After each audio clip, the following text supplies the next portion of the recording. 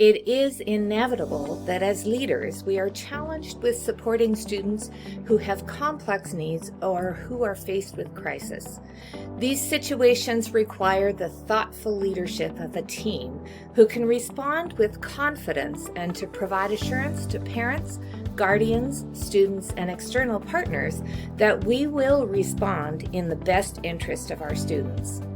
When a school has a well-articulated system of supports, the case consult process is one of the 4 layers of teams established to ensure we are able to meet the needs of every student in the school.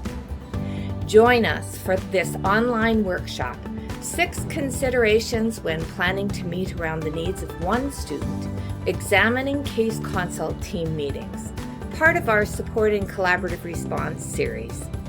In this on-demand workshop, I will share why establishing the case consult team is an essential part of supporting students and families when a wraparound approach for one student is needed.